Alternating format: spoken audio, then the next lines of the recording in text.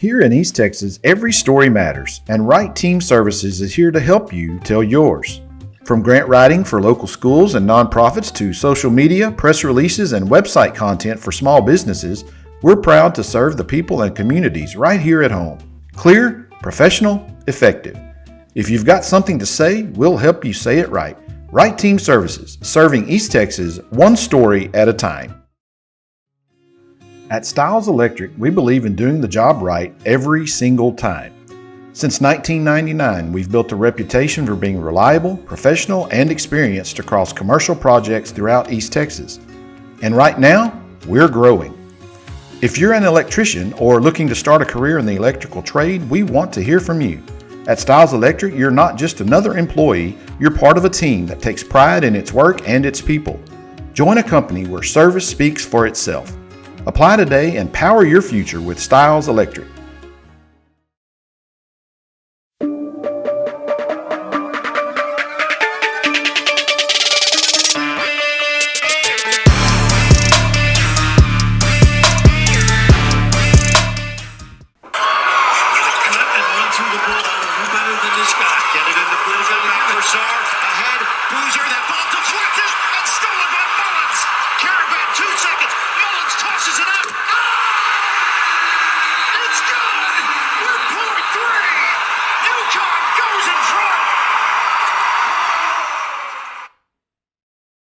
We're starting off with some excitement here from the press box on the Wright Team podcast for a Monday, March 30th, 2026. We appreciate you joining us here from deep in the piney woods of East Texas. My name is David Weaver. I am, of course, the host of the podcast, and I'm joined as always by my co-host, friend, and sports director of KMHT 103.9 FM, the heartbeat of East Texas in Marshall, Texas, and also the pastor of Friendship Baptist Church in Marshall, none other than the one and only brother, Matt Paul. Matt, I know Sunday was a busy day for you, man. Did you get an opportunity to see the miracle we just heard live in between I did church not. service? I did not. I was at church. I saw my phone just starts blowing up with it, right? I mean, it was just absolutely bonkers. But it's March. I mean, this is what makes this tournament so great. These moments that, the second you see a team go from 19 points down to they get within one score, it doesn't matter. It doesn't matter the situation. Oh, there's only 8 seconds left or 10 seconds left. How is that? You got to watch, because when a team makes a run like that, all the momentum's in their favor. Anything can happen, and that's exactly what happened last night. It did, and I got to be honest, since my horns got knocked out on Thursday, I've kind of been in basketball mourning this weekend and had a lot of other stuff going on, so I actually did not get a chance to watch a whole lot of basketball. Wasn't shocked at all by some of the results.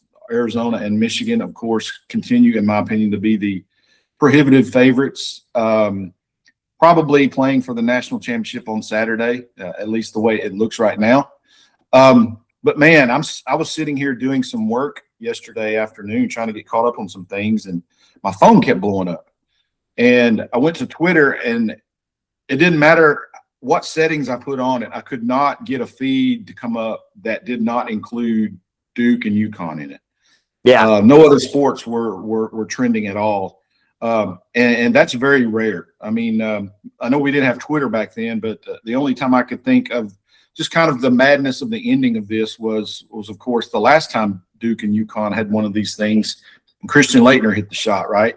Well, that was actually against Kentucky. That was Duke, Kentucky. Was it Kentucky? I thought it was UConn. It was. I'm sorry. Well, but the similar situation was there. Yep. So UConn, of course, pays the favor back now to Duke, and they have to be on the other end of it.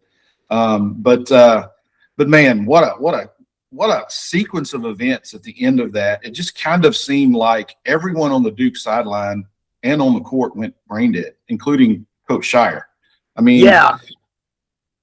I don't know. I got a son that just finished his high school career, his basketball career at Marshall. So he and I are always talking basketball. And it was one of those moments where, and I mentioned a moment ago, when when a lead starts slipping away like that, you do start panicking. Even the best teams start panicking. But you've got 10 seconds. You're inbounding the ball. You're up 2. Bear in mind, you don't have to cross half court. There's only 10 seconds left. If it takes 10 seconds for you to cross, even if they blow the whistle, the clock's at 0. So the game's over. Boozer bobbles the inbound pass, but corrals it, gets it back to the guy who threw it in. At that point, it's starting to look shaky. It felt like, and I couldn't watch it. My son said that Shire had a timeout left. It felt like there in that moment, maybe a timeout's a wise thing, but I also look, and my son's showing me this. Duke had 2 guys. I mean, you knew UConn was going to be pressing. Duke had 2 guys all the way on the other end of the court.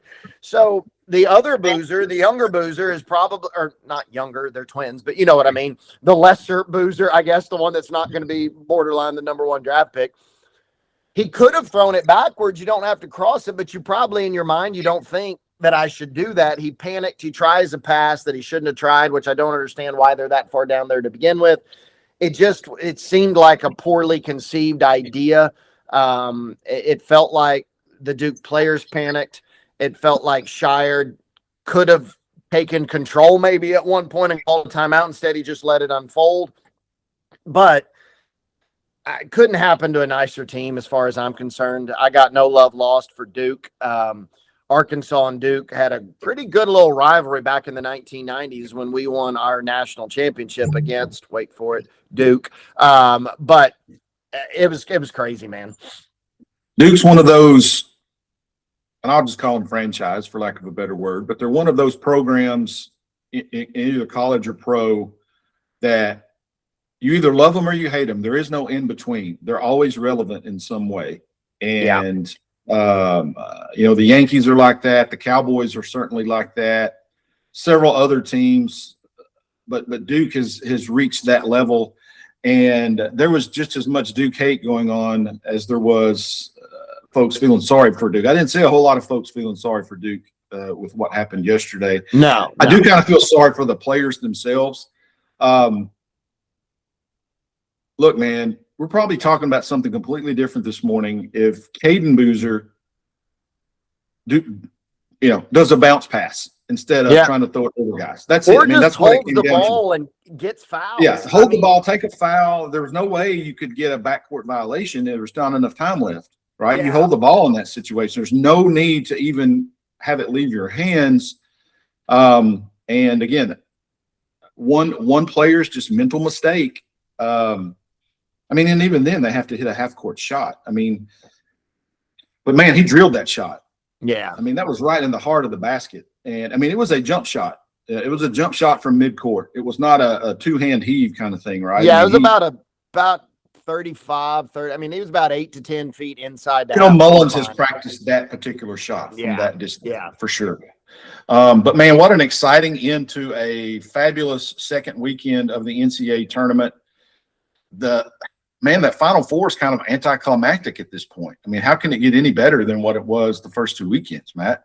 And it's going to be good because I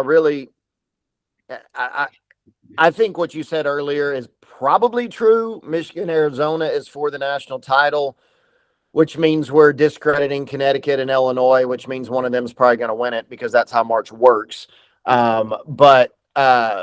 I think right now everybody is in love with Michigan and Arizona, and rightfully so. They look like the 2 best teams in the country. UConn's kind of become the darling right now because of what they just did. And of course, Dan Hurley, he's won 2 of the last 3 titles. So, we shouldn't be shocked.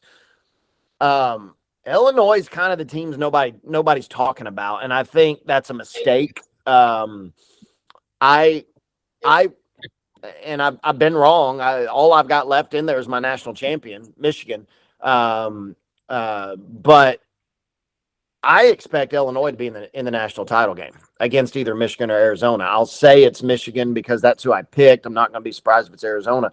But I think you're making a big mistake if you sleep on this Illinois team. I think part of it may be because they only had to play Iowa in the championship or in the regional final, But they had to beat Houston in Houston, and they did so in pretty dominant fashion. They controlled that game, and so, but it's there are, and this is how the tournament is nowadays. There are a handful of teams every time when you look at the tournament. If you look at the metrics, you're going to find 8, 9, maybe up to 11 or 12 teams that these are the only teams that can win it. All 4 of these Final Four teams fit in those metrics. This Final Four makes perfect sense. Would it have still made sense if Duke had made it? Yes. Would it have still made sense if Purdue had made it? Yes. So there were others that didn't. Only 4 can make it, but these 4, there should not be any shock that these 4 are in the Final Four.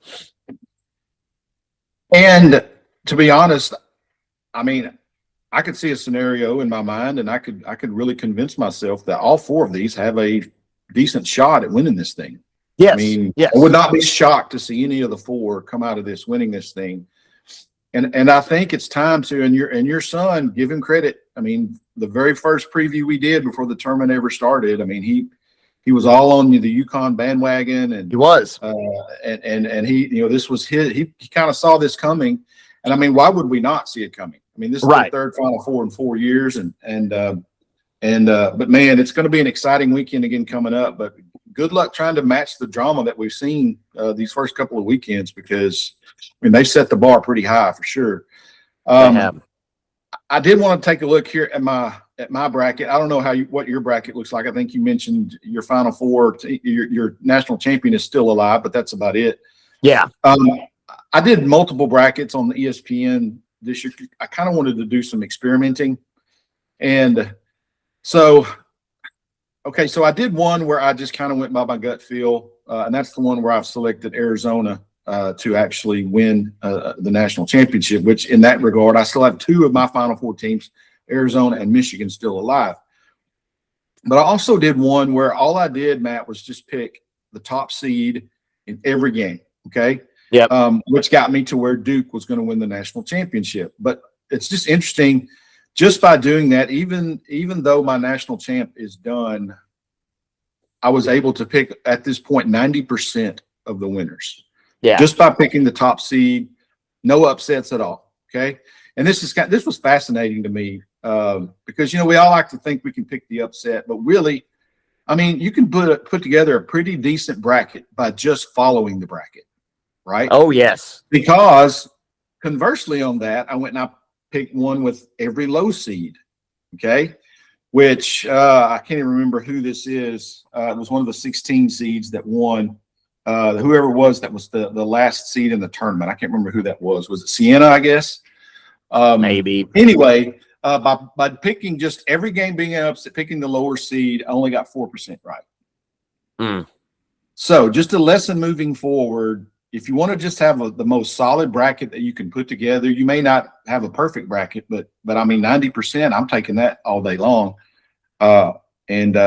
My other bracket that I did, just kind of my gut feel pick, again, I've got Arizona winning it all, and it's at 79% correction. So those I had a little bit more pick and choose on some of those. So that was just some kind of interesting data that I wanted to share as this thing has played out, and it's been pretty fun to watch. But I don't know, kind of that experiment to me has kind of taught me something about how I want to pick brackets in the future. Yeah. If you're picking to win a bracket group, your safest bet is to go chalk. It is. Yes. Is that fun? No. Does my bracket look great having only one of the Final Four in there? No. Am I still riding high over nailing High Point over Wisconsin? You better believe I am. So it's kind of one of those things. But yeah, chalk is the safe bet. There's no doubt about it. Other big news coming out of the weekend, of course, St. John's had a pretty good run here, getting into the Elite Eight under Rick Pitino. He got a new deal yesterday. How would you rank him, Matt, in terms of great coaches? I mean, is he a top 5 coach in your opinion? Where do you put Rick Pitino? I mean, he wins everywhere he goes, and I'm just kind of curious. What's your take on his status among all-time greats? I don't know. I'd have to dig. This time in Kentucky. I'd have to dig for top 5, but he's definitely top 10. Look, you want to talk about longevity. I mean, I remember in college, actually just before I went to college, I think, but maybe at the beginning of my college career, watching him and Nolan Richardson go at it, Kentucky and Arkansas. And he went to a Final Four with Providence, had a stint in the NBA that didn't work great. That happens a lot. He comes back to Kentucky and wins a national championship there, goes to multiple Final Fours. Has a stint at Louisville, wins a national championship there. Of course, there was the whole unpleasantness that developed there. Then he comes back to Iona and takes them to the tournament. And now here he is with St. John's. And, last year they kind of splashed onto the scene. They went a little further this year. This is where he's going to finish his career. He's an elite head coach. You can't be in an argument for being the best coach in the country 30 years ago and still be sitting here with a top 10 program, and that's what he's got. I think if he takes St. John's to the Final Four, and he's sitting here having taken 4 different programs to the Final Four, you're now starting to say, okay, I know there's Coach K, and then where do we go? And he's going to be in that conversation. He's an elite head coach. I would agree with you. By the end of this contract, which it says now, he basically gets an additional year through 2029, 2030. So, you're looking at by the end of this deal, if he coaches every year, he's going to be 77-ish years old. That's probably a time that you'll see him step down. If you don't see him step down before, but I've always respected Pitino, similar to the way I respect Cal, and I do. I respect Calipari, just because. Look, some of these coaches, they get to a level where they're almost celebrities in their own right, and it makes you wonder: are they the ones really doing all the work, or are they the ones just standing in front of the microphone? Right. Are they truly the great recruiter, or they just know how to hire great recruiters? But there is no doubt when you see a team that these guys go to, and Pitino's one of them, that were everywhere they go, they're better because he's there. Yep. At some point, that's way more than just he's just got a great staff that does all the work. I think Rick Pitino is a tremendous basketball coach, but he's a tremendous college basketball coach. And it's okay to be that. You have guys who have dreams of going to the NBA. I think at some point you'll probably see Dan Hurley in the NBA. I think he'll have to dip his toe in that water just to prove to himself. He seems that kind of guy. But Pitino and Calipari and some of the veteran coaches that we respect now, those are guys. Look, they were born to coach college basketball. Yeah, and that's okay. And Pitino's one of them. So I just wanted to get your take on that. I know we've kind of skimmed over it a little bit of what he did at St. John's, because it was kind of easy to get lost that they actually did win the Big East tournament over UConn, beat them twice actually. And they won the regular season as well. They were they did. So UConn's in the Final Four, but they were the best team in the Big East this year in the regular season. For sure. Okay, I wanted to kind of just quickly look at the way the women's bracket is shaping up. Really, no gigantic surprises there. UConn and UCLA have held serve. They are already in the Final Four. UCLA had to go overtime. Work a little bit overtime, not necessarily go overtime, but they had to rally yesterday to punch their ticket. But they did get there, and so today, from our local perspective, of course, Texas, which has been as impressive as any team in the tournament to this point, is going to try to join them. And then TCU has an opportunity from the Big 12 to get there. So, but after today, we will have the women's Final Four all set and ready to go. Yeah, it's interesting. Texas, a pretty sizable favorite right now. They're a 9.5-point favorite in that game against the 2 seed Michigan. But here's what I'm curious about. The game with South Carolina and TCU, you know, this is 34-3 South Carolina against 32-5 TCU, right? So South Carolina is the favorite. We knew that, but you know, TCU 32-5 is a good program. 13.5 point favorite, South Carolina. It lost in all of this talk about Connecticut. UCLA kind of an up and comer. Of course, Texas is Texas, right? If Texas is good in a sport, you're going to talk about them. You know, Dawn Staley's won some titles there at South Carolina. If South Carolina and Texas both get in this, and you may want to say, the women's Final Four is always so predictable. I don't care. That is going to be cinema to watch. If it's Texas, South Carolina, UConn, and UCLA, I know UConn's elite. There are no guarantees in any of those games. There are no guarantees. South Carolina and Texas are scary teams to me, having navigated that SEC. If they both get into this thing, watch out. You're going to be – I don't know who's going to win it. I would put UCLA maybe on the outside a little bit of those other three, but any of those other three could win it. You know, I talked about my men's bracket on ESPN the way I did it. I did the exact same methodology on the women's side, and the one where I picked all the upper seeds right now sitting at 53.4%.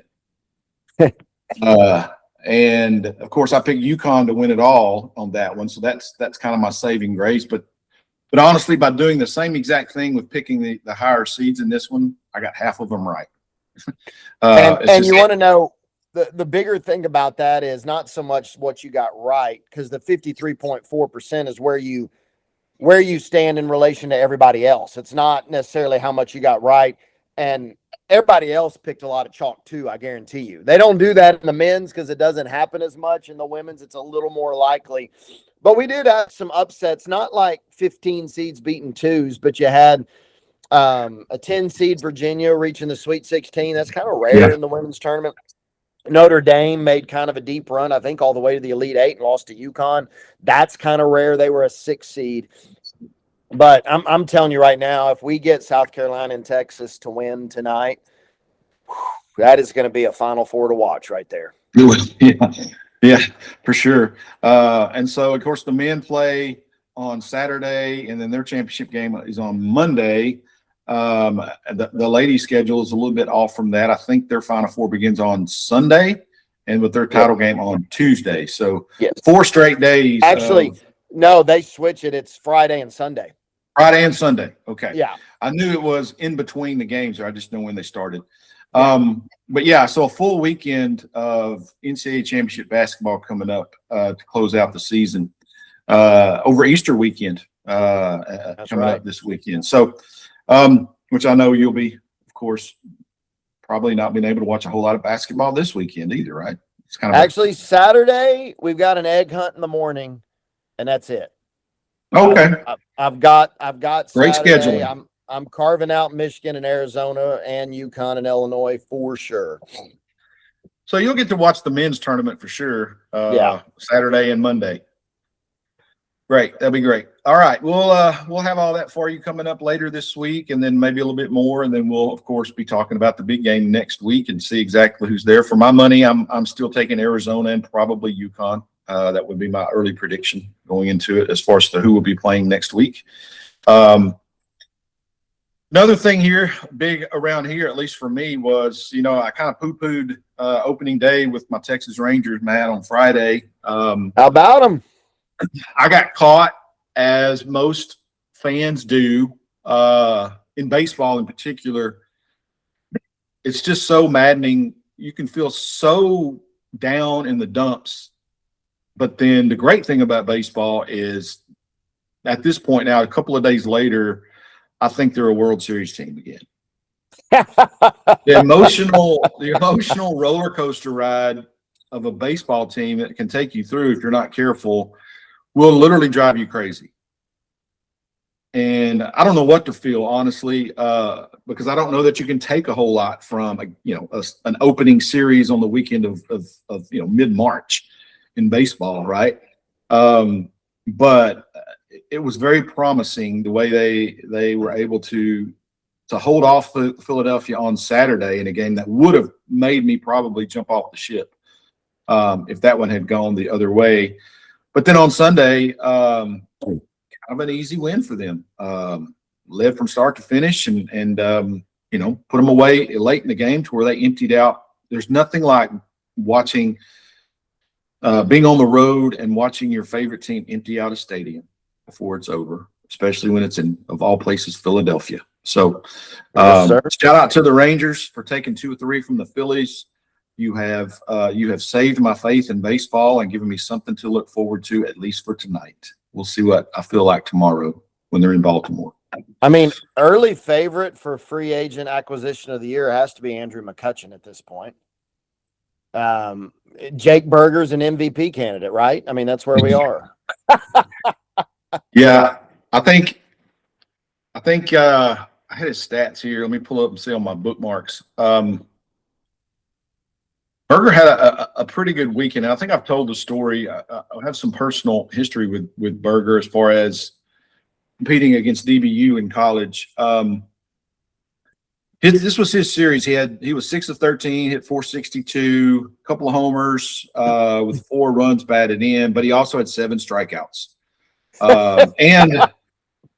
And man, look, a couple of colossal errors that he got bailed out on Saturday. And I'm hoping, okay, this has to be an extension of spring training, and he's not going to be this kind of up and down and bad defensively because I don't know that either he or I can survive a season where he has those kinds of weekends where he's the cleanup hitter you're looking for, but then please, you're just praying, please don't hit it to him in the field. Yeah. Well, and have you ever seen something like that? Every time he put the ball in play, he got a base hit. Yeah.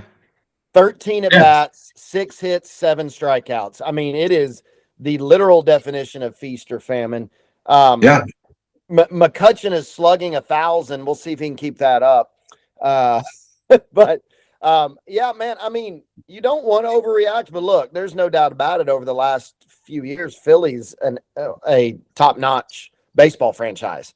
And I believe Philly is the number 1 contender against the Dodgers in the National League. Yeah, I think they're the second best team in the NL. You go over there and win 2 out of 3. I mean, I'm not thinking they're World Series, but you have to feel good about it. I mean, it's a good series win. Yeah. The Rangers took no hitters into the 4th inning on Saturday, and the only reason it didn't maybe go longer is because they pulled Jacob Latz, who was the emergency starter, for Jacob DeGrom. That's another negative that we won't talk about today. But then Mackenzie Gore in his first start with the Rangers, of course, goes 6 no-hit innings or 5 1/3 no-hit, or into the 6th inning with a no-hitter. And Rangers got great pitching this weekend, man. Outside of some bullpen drama late in the game, I still don't know. And I said this on my baseball preview last week. I think it blows my mind in this day and age that a franchise still believes that you don't need a bona fide 9th inning closer to win games. I have to believe that that was just a necessity in the offseason planning that they will have to, and they realize they will have to address it at some point during the season and go get someone. I hope, because what they have right now ain't it. Yeah. The combination, of Garcia and Martin is not conducive to winning a World Series. Or really making the playoffs.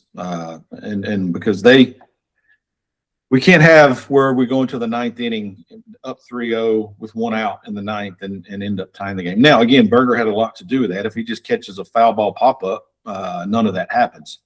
But I'm still a little bit antsy about, my gosh, who are you going to give the ball to in the 9th inning with any kind of lead at all? And this weekend, of course, what else got news around the league was, of course, the debut of the ABS system. And I pulled up some stats. Talk amongst yourselves here for a second. Let me pull those up on my phone because I bookmarked it just so we could share it. About the kind of the impact of the first weekend. And again, this is a very small sample size. And you talk about some funny stuff that you see. There was obviously some drama associated with this weekend. This says through the opening weekend of the season, which of course I think this actually may have been just cut off on Friday based on some of what I was reading here, but it's just kind of interesting to see. The overturn rate in this first weekend was approximately 53.8% of challenged pitches that were overturned. So the umpires actually went 50-50 basically when taken across the entire league. Through the first 10 games, teams had a 60.7 success rate, 17 of 28, which remained strong through the weekend, holding close again to that 53% rate.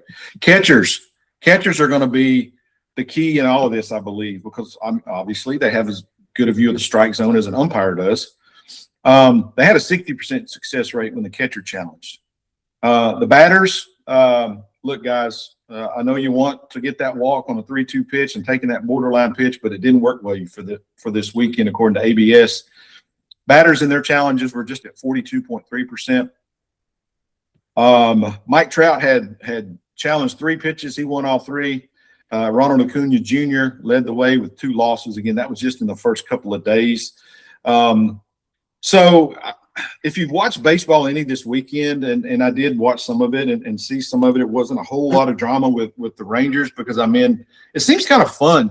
And, of course, hadn't been in the ballpark for it yet, but it seems kind of fun because you get to see it apparently live on the big screen in the stadium, and you can hear the oohs and the ahs, and it's just like everyone goes silent to see exactly what the call is going to be. But, man, there was some drama across the league in a couple of areas. CB Buckner, I don't know if you know who that is, as a major league umpire, veteran umpire. He's the new Angel Hernandez. And everybody knows who Angel Hernandez, if you know anything about baseball. Yeah. Fortunately, he's retired. He was forcibly retired. But we still have CB around. Man, he got challenged yesterday, or I think it was Saturday. He got challenged on, I think, 3 straight pitches and lost all 3. And the entire stadium is booing him. And the thing about this new system is, it's up there on the board for everyone to see how bad you are at your job. And yeah, there was that. It was back-to-back pitches that he rung up Suarez. And I watched replays of that. I think one of them was outside by 0.3 of an inch, and one of them was outside by basically an inch or inside. Neither of them were balls, but neither of them were egregious misses. Angel looked like Leslie Nielsen back there in Naked Gun calling balls and strikes. That guy was terrible. But here's what I love about ABS. This is inevitable. Umpires are going to get to a point where they say, you either take this thing away or just shift it to all automated balls and strikes because we're done being embarrassed. And what's going to happen, I hope, is that they're going to shift to the automated version, because it's ludicrous to have the technology to determine something, but to steadfastly refuse to use it on a regular basis. It makes absolutely zero sense. Every other sport has figured out how to do this. So just use it. And so the umpires are going to get fed up with it. Look, with Angel Hernandez, that dude needed to be called out. It was ridiculous. What I saw on that back-to-back thing with Buckner, those calls, he didn't miss them by much. That they were borderline. They were just barely off. So a human can't be expected to perfectly get that all the time. And so let's just go to it. I've said it all along. I'll keep saying it. Either take the thing away from the screen so I don't have to see how many an umpire missed, or just use it and let's move on with it. Because those appeals, they don't take long. It's like in tennis. I mean, have you ever watched a tennis match when they do those appeals? They are instantaneous, and that ball's flying 100+ miles an hour, hitting the.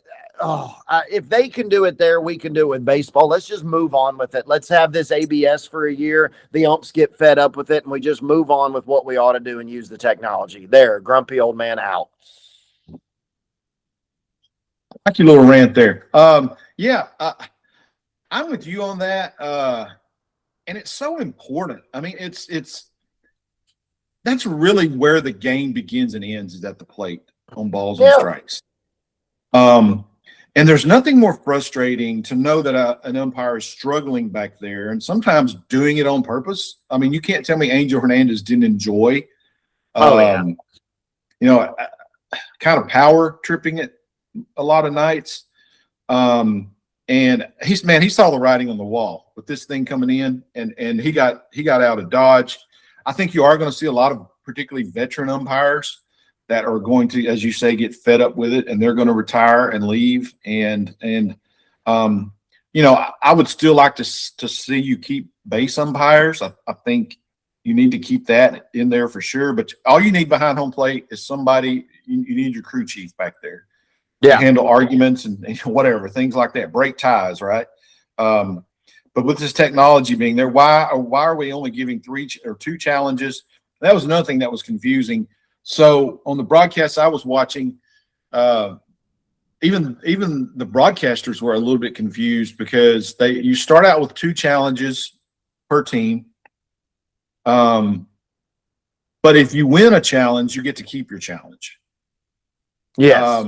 And so if you have basically, I guess the easiest way to explain it is you have 2 losses at your disposal. If you lose 2 challenges, you've lost all your challenges. Right. But the more you keep winning challenges, you get to keep those challenges. So it did have an impact on the games this weekend. There was, Randy Rosarina, of course, challenging a pitch as he's taking his gear off and walking to first because he knew it was so obvious he had drawn a walk instead of striking out. It's going to be interesting to see how many more scenes we see like that. You talk about that showing up an umpire that. Yeah. And inevitably, it's going to be very interesting to see how the umpires figure out a way to kind of get back at that. I don't know. There's a couple of them out there I wouldn't trust to not make it personal. And I mean, I guess how could you not take it personal? Constantly being overruled in your position. But one last thing on the baseball weekend here, as of course MLB has finished its opening day weekend, and of course glad that everyone is back playing baseball. From a local angle here, my guy Justin Slayton, of course, with the Boston Red Sox, had a couple of appearances on the weekend. Was the tough luck loser actually on Saturday on the road at Cincinnati. Came in to pitch the 9th inning, pitched a third of an inning, gave up a hit, the winning run, but it was unearned with a walk and a strikeout. And so it's kind of odd to see you take your first loss in a tough situation like that and still walk away from there with a 0 earned run average. Yeah. But that's a big deal, and I've mentioned it here on the show. Proud of Justin. He's one of the kids that was playing with my son on travel ball for ever since T-ball actually. They played together, and he's from Hallsville, and I may have mentioned this before, but I'll just say it again. My son's senior year was 2015, and really felt like we had a team that had a shot to win it all that year. Had a bad weekend and got beat in the regional finals, I believe, regional semifinals, something like that. It's three or four rounds deep. But Justin was actually a junior on that team and was having some arm issues, and so he actually didn't get to pitch. Matt, we had 4 kids on that pitching staff from 2015 that went on and played Division I college ball, and pitched. And he would have been the fifth because the next year he was the ace of the staff and came back and earned a scholarship to New Mexico and got drafted out there, and the rest is history. But anyway, Justin's off to a good start. Praying for health for him. If he can stay healthy and kind of has some injury issues, I think, the last couple of years. But if he can stay healthy, obviously he's pitching in the ninth inning of games for the Red Sox. That's a big deal. So anyway, best of luck to him, although he did take that tough loss on Saturday. We'll continue to follow Justin as this season goes on. College baseball and softball this weekend, Matt. A lot of it going on here in the SEC, as you and I both agree that pound for pound, that's probably the best league in the country, wouldn't you say, on both sides, baseball and softball? Yeah, I don't. There are other good ones, but I just don't. There are good individual teams within conferences and things like that, but I don't think pound for pound, top to bottom, the SEC is challenged much. Especially in softball, baseball, the ACC with your, Georgia Tech, Florida State, Miami, North Carolina, Virginia. There's a lot of programs there, but it's still the SEC in both of them.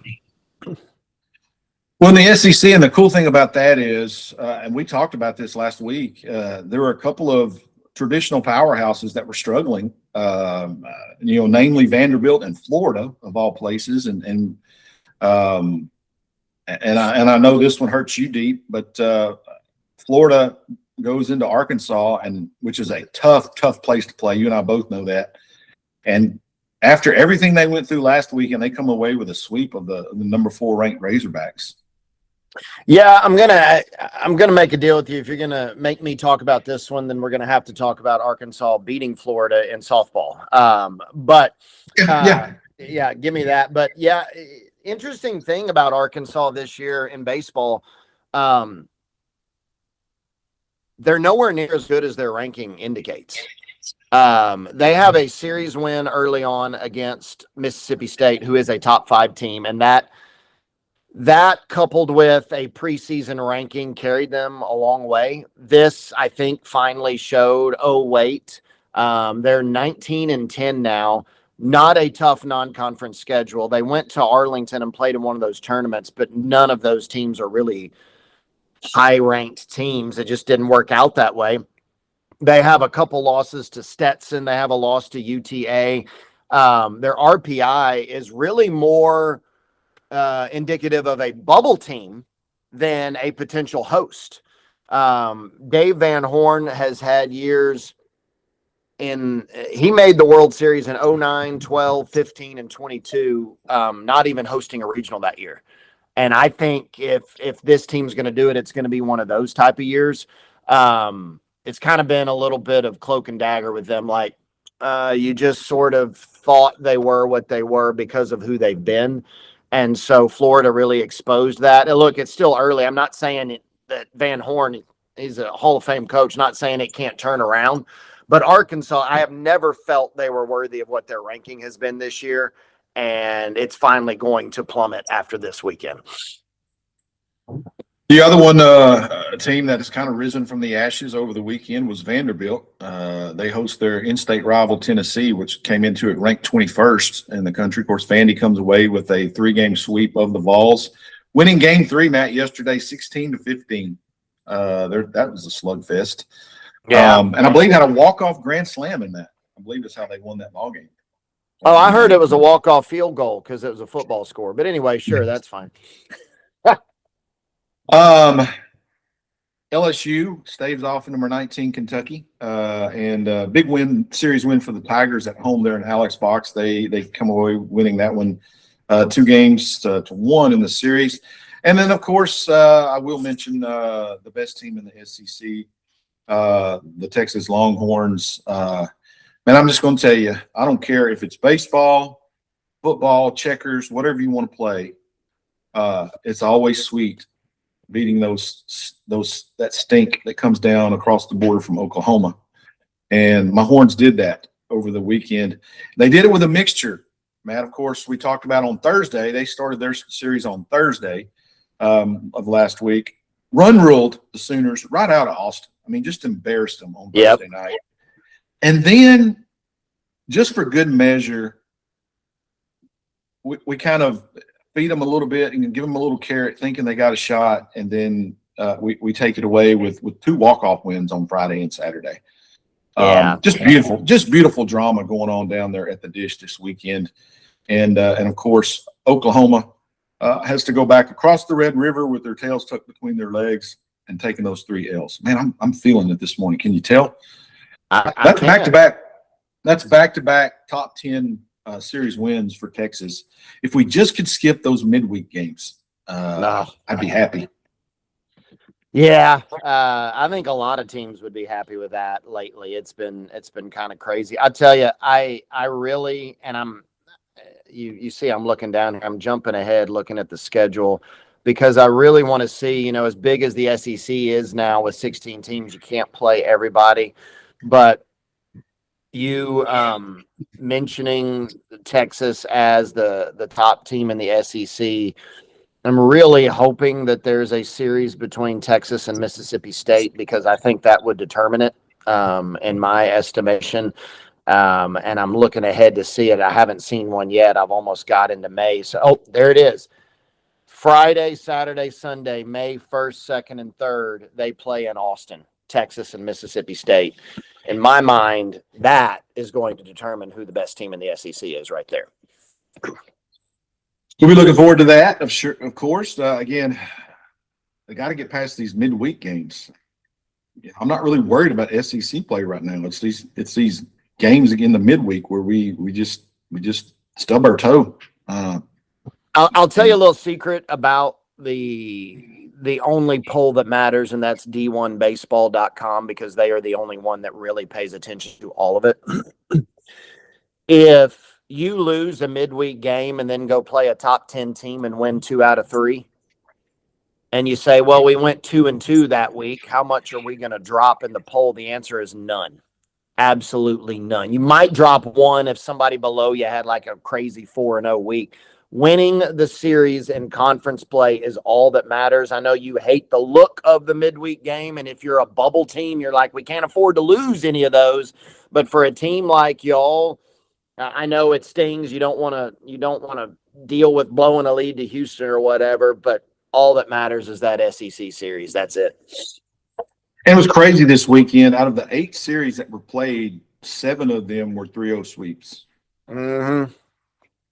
That's crazy. The only one that wasn't was LSU, and I saw this yesterday, Matt, and I was going to bring it up, and this gives me an opportunity.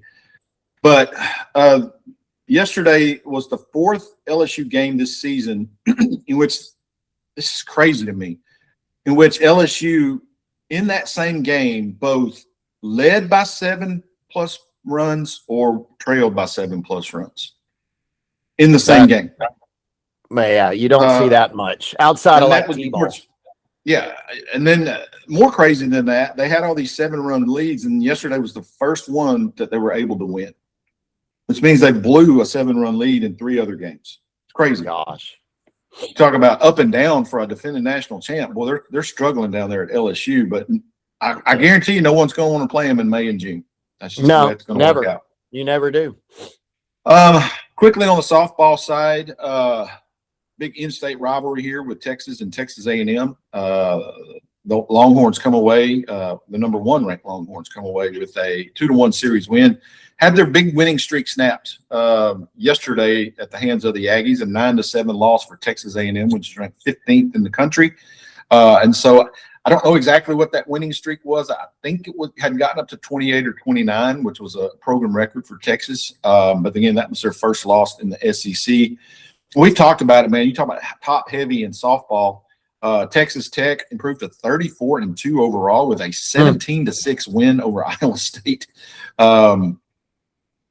That they're going to be trouble for sure again. And then of course Oklahoma keeps rolling. The Sooners improved to 8-1 in the SEC with an 8-4 win at LSU. They went on the road and took 2 out of 3 from the Tigers in Baton Rouge over the weekend. So baseball and softball heating up across the country.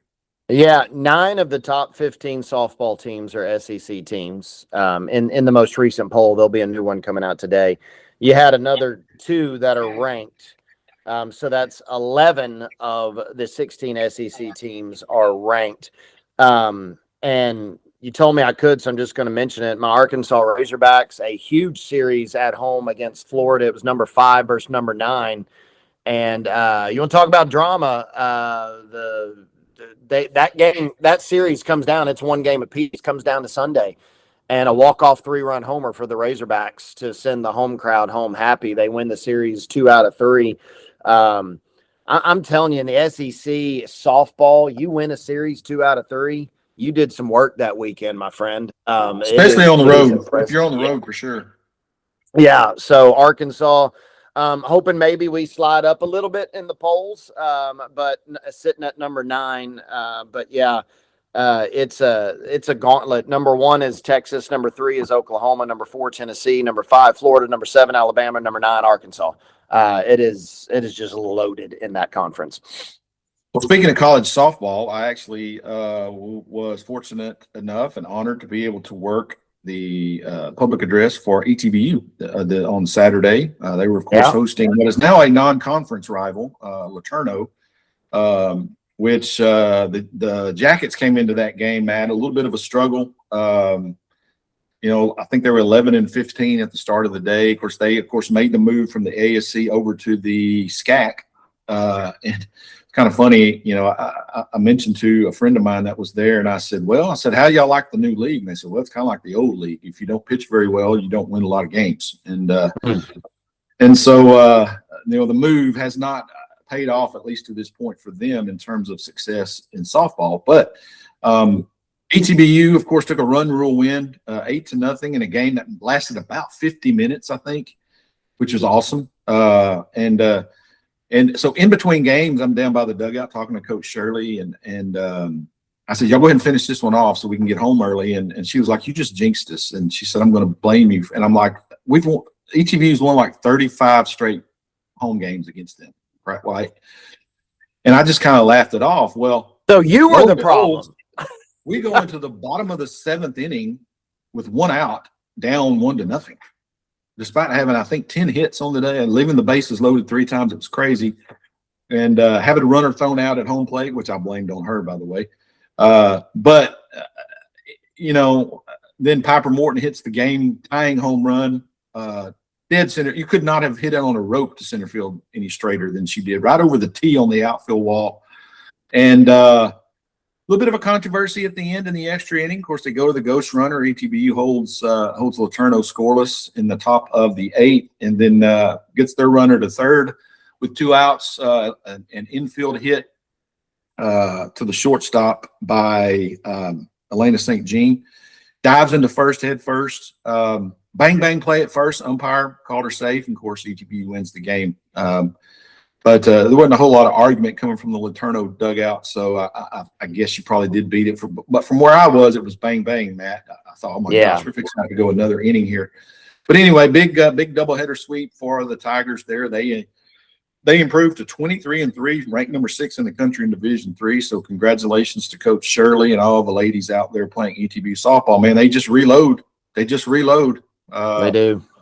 And they're going to be right there at the end where they need to be and where they want to be. So anyway, they need to, not have to have such dramatic wins at home over their rivals in games like that. But anyway, they were able to pull it out.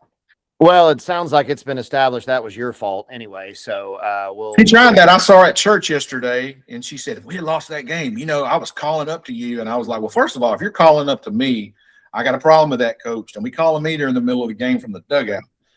And but second of all, I started to walk back down the aisle. I do this in church where you have your greeting time and everything. And so we were in the middle of, so we were about to start back up with worship. I walked halfway down the aisle and I come back and I said, but by the way, I'd have told you I didn't get the runner thrown out at home. Yeah. And I turned around and I walked back to my seat with her just steadily, going at me there. But anyway, you are braver than I am to talk. I'm not gonna be bullied anymore to thinking I'm a jinx out there for sure. But all's good, ended up with the win, and it was sent everybody home happy. So anyway, it was a great deal out of ETB. I always enjoy going. I know you do too. you were out on Saturday, of course, but you got the play-by-play gig out there, which is always fun for sure. Yeah. Okay, our back page today, Matt. What you got for us from the world of sports? Well, we are barreling toward one of the best weekends of the year, Masters weekend. It's not this coming up weekend, but the next one. And so I went golf. I don't know if you heard about what happened down the road in Houston at the Houston Open over the weekend on the PGA Tour. Gary Woodland won the U.S. Open. And it was really kind of a big deal. And I did a little digging at it, and most of this got off of ESPN. But Gary Woodland, 7 years ago in June of 2019, won the U.S. Open at Pebble Beach, which that's a big deal. You win a U.S. Open, you're now in a different class of golfer, right? And especially one at Pebble Beach. 3 years later, he's fallen to number 142 in the world golf ranking, and it's kind of what is going on with him. August of 2023, actually May of 2023, he was diagnosed with a brain tumor that he publicly announced in August of 2023. And in September of 23, he underwent brain surgery that removed part of the tumor. Did not return to the tour till 2024. By the beginning of 2025, had fallen outside of the world golf ranking, outside of the top 200. I mean, this is a guy who's plummeted from U.S. Open champ to nothing. And he won this weekend. And let me just tell you a little bit about, because he shared openly recently of his struggles with PTSD. This was a guy that quite honestly was dealing with, thought he was about to die when this diagnosis came out. The surgery he had in 2023 involved a baseball-sized hole cut from the side of his head to have this tumor removed, this lesion removed. I mean, he has now shared that at one point in 2024, when he came back, he had to rush to a porta potty to break down and cry because he was dealing with PTSD of just not knowing how to process all that he had dealt with. I mean, when you're talking about a hole that size cut in your head and you don't know what's going on and why you suddenly can't function like you normally used to function, the guy wins the tournament this weekend and immediately just breaks down in tears. I just thought it was an awesome moment because we don't ever know. We see things in the sports world, or it doesn't have to be in the sports world. It can be anywhere. We don't ever know what somebody's dealing with, man. We don't ever know what emotional trauma or physical trauma. Sometimes they're dealing, like this situation, they're dealing with physical trauma they don't even know about because it hasn't been discovered yet. And so for him to go through that, this is a guy who 7 years ago was at the top of the golf world, winning a major, some say the major championship, the U.S. Open, especially out at Pebble Beach. And 7 years later to have won a tournament like that, just a cool story, and something that, if you don't follow golf closely, you might not know about it. But I felt like with the Masters coming up, and that's, even if you don't follow golf, you at least know about the Masters. You're familiar with the green jacket and piano music and Jim Nance's voice, right? I just thought that was a cool story and something worth mentioning.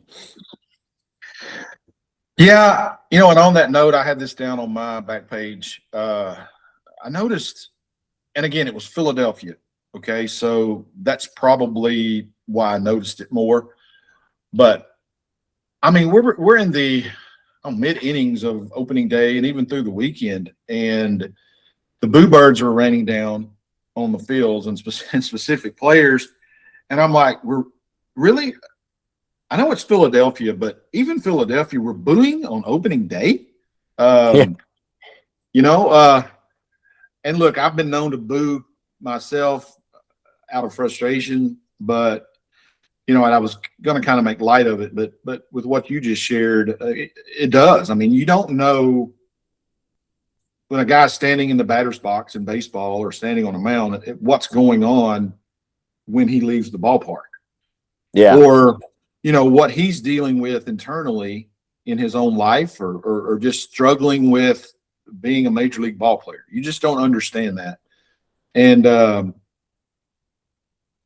that's something we always need to take into account. And yeah, I get it. You're a fan and you want to, enjoy a ball game and have that experience. But man, booing on opening day and opening weekend, I'm just glad baseball's back. Yeah. And so, but yeah, that's a great point you bring up. There's always a human behind the athlete and the celebrity. They feel and they bleed just like you and me. So I just try to kind of keep that in mind. And it's kind of neat, he had worked his way back up the world golf rankings. I think he was 125th heading into this year. He's now 51st.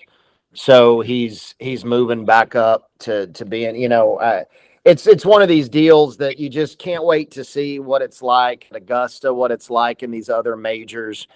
In the back of your mind, you may have your favorite golfer, or maybe you picked a guy. Well, my family always does a pick 'em game on every major because we got a lot of golf folks in our family. Back of my mind, no matter what, whether I pick him or not, I'm rooting for Gary Woodland in these majors. Absolutely. Okay, finally, were you done with yours? Sorry, that's it. That's the only one I have. But so I have a kind of a light back page today, but I didn't want to share this, and it's kind of different from what I normally share. But Matt, I got to go and watch my 4-year-old grandson, play his first what they call Wii Ball game over here in Hallsville Friday night. Never heard of Wii Ball. I've heard of T-ball, been involved in T-ball. Never heard of Wii Ball, which is basically the minor leagues of T-ball. Is the best way I can say it. You got a bunch of 3-year-old, 4-year-old kids right out there, and it's real simple.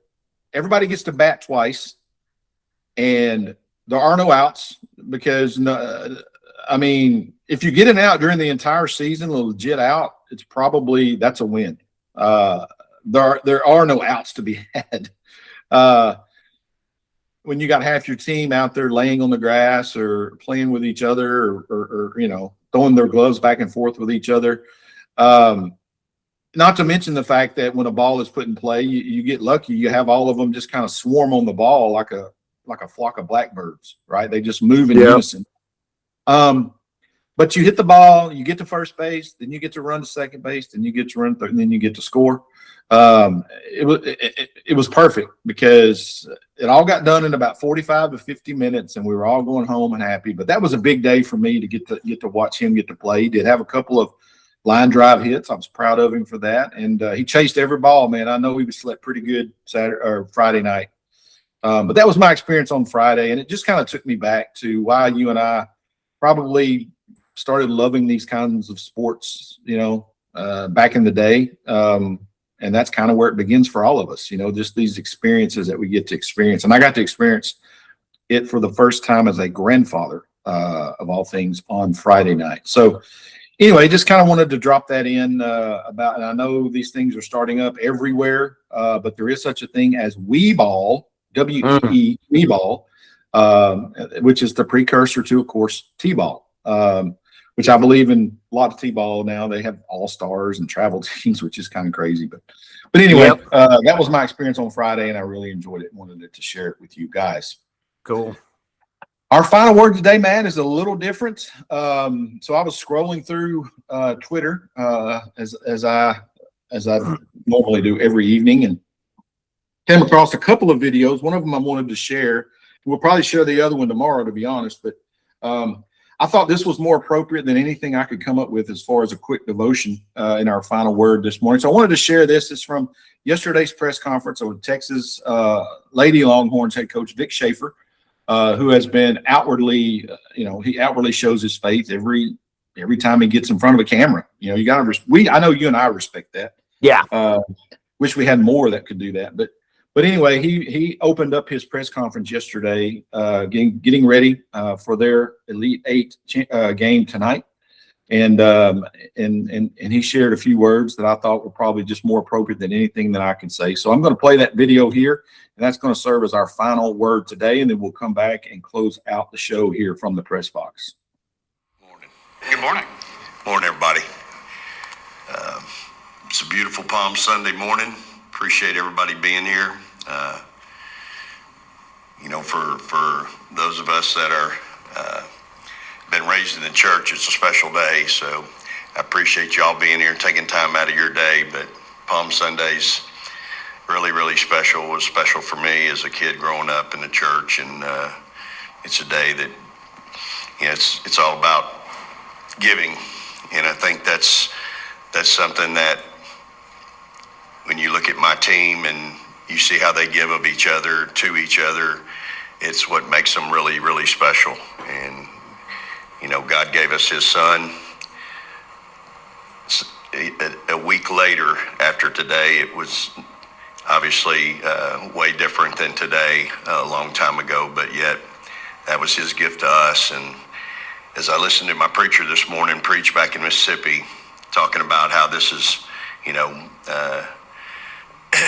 a special day and a day that God gave us His Son, I think of God giving me this team and how special they are. And it's just really been fun to coach them.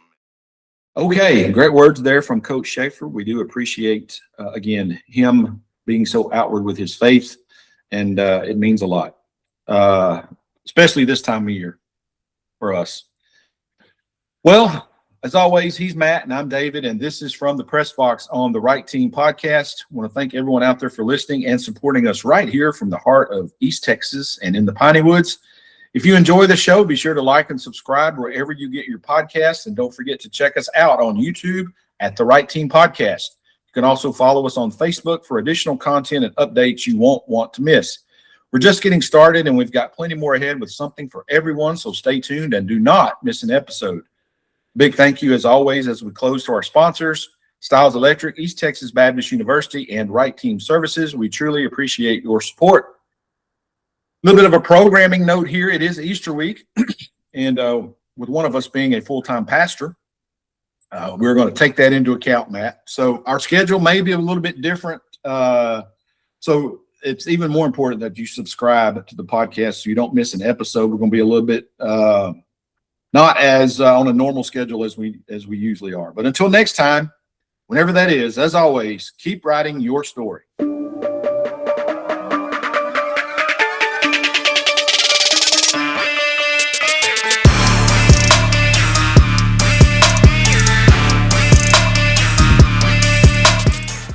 At Elysian Fields ISD, we're more than just a school district.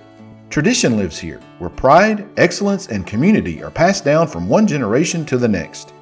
From the classroom to the competition floor, our students carry on a tradition of hard work, character, and success.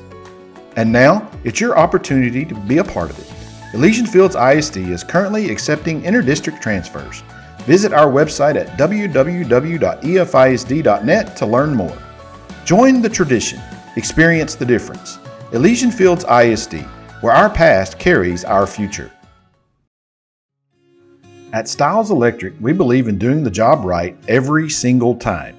Since 1999, we've built a reputation for being reliable, professional, and experienced across commercial projects throughout East Texas.